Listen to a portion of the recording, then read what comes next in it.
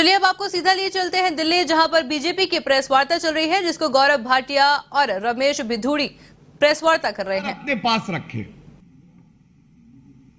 और मैं पढ़ रहा हूं 1.1.1 एक वाक्य और अरविंद केजरीवाल का झूठ भी पकड़ा जाएगा और भ्रष्टाचार भी उजागर हो जाएगा। IMFL trade should be revamped by bringing the entire wholesale operations under one government entity. क्यों? जब सरकार की संस्था के तत्वाधान में होगा, पारदर्शिता भी रहेगी, घोटाला भी नहीं होगा, कार्टेल भी नहीं बनेगा और जो मुनाफा होगा वो मुनाफा राजकीय कोष में आएगा, जनता के लिए लगेगा। लेकिन किया क्या?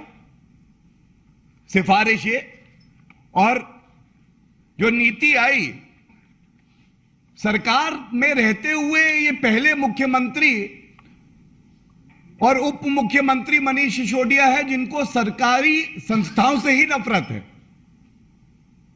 इन्होंने ये जो बड़ा कारोबार था, एक बड़ा घोटाला करने के लिए निजी लोगों को दे दिया। सरकार निजी, सरकार में पैसा जनता के पास, निजी में वापसी होके अरविंद केजरीवाल जी की तिजोरी में। सर्वोच्च न्यायालय का कानून है, एक्साइज एक्ट है, GNCTD एक्ट है। आपने इतना बड़ा उल्लंघन किया, जो सिफारिश थी उसका विपरीत करते हुए कोई टेंडर नहीं, कोई पब्लिक नोटिस नहीं। सर्वोच्च न्यायालय कहता है कि जो संसाधन सरकार के होंगे उसमें सम्मिलित होने का अवसर हर नागरिक को देना होगा। The state largest has to be distributed in a manner which is most beneficial for the people of the country. Arvind Kejriwal ji, मुझे पता है आप ये प्रेस वार्ता देख रहे हैं, आप निरुत्तर हैं। जनता ये पूछ रही है आपने क्यों नहीं कोई पब्लिक नोटिस दिया? क्या ये वाजिब सवाल नहीं है? और सबसे बड़ी बात है, जो कमीशन था उसको बढ़ाकर 12% कर दिया गया निजी व्यक्ति को। क्यों? यह पॉलिसी का कागज है।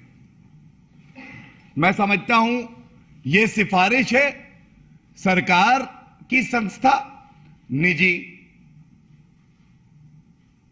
आपने कोई पब्लिक नोटिस नहीं दिया, टेंडर नहीं निकाला, क्योंकि आप चाहते थे कुछ चुने हुए विशेष व्यक्ति जो कि आपकी तिजोरी भरे, उनको ही टेंडर दिया जाए।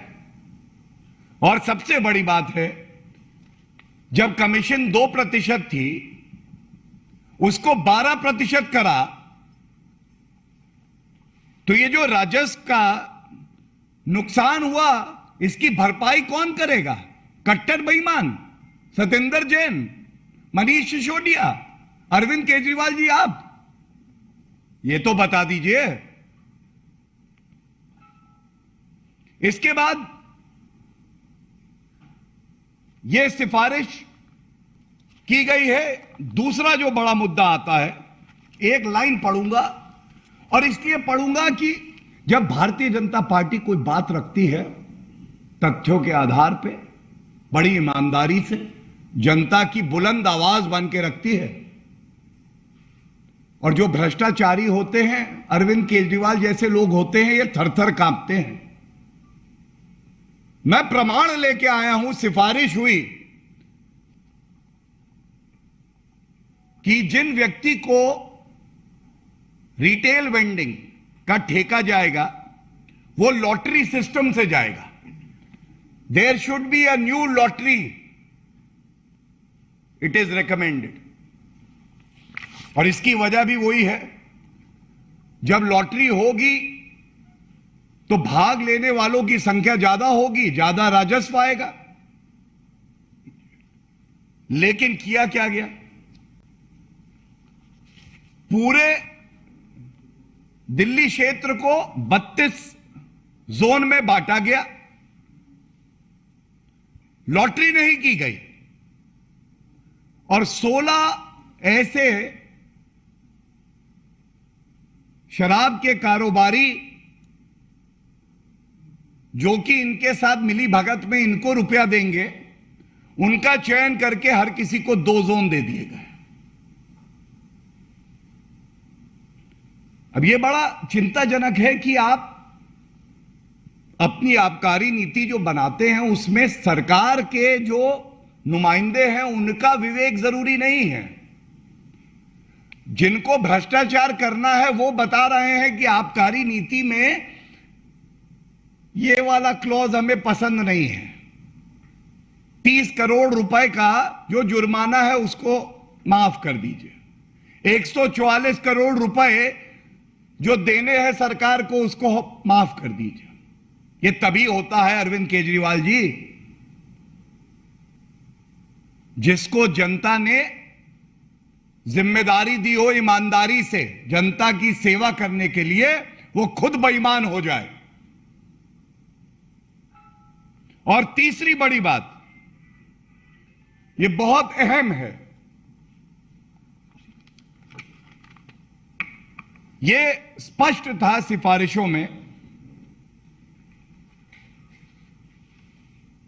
कि 10% जो है वो लाइसेंस फीस को बढ़ाया जाएगा रिन्यूअल पे।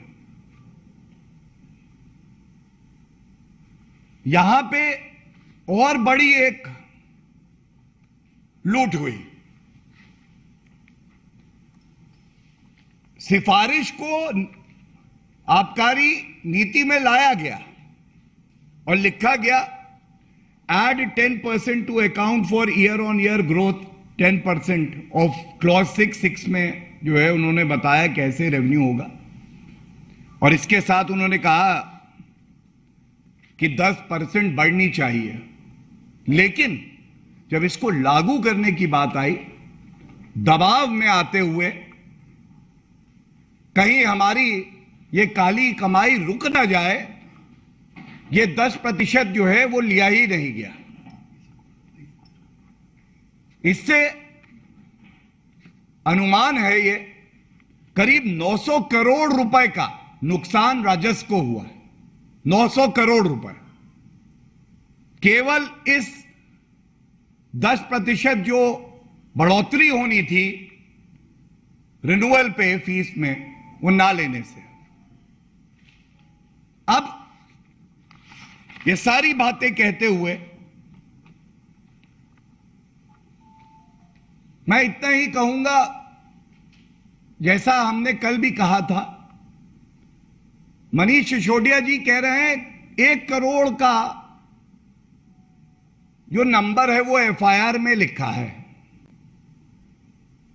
1 करोड़ हो या 900 करोड़ हो या 9000 करोड़ हो या इससे भी ज्यादा बढ़कर हो, ये तो विवेचना का विषय है।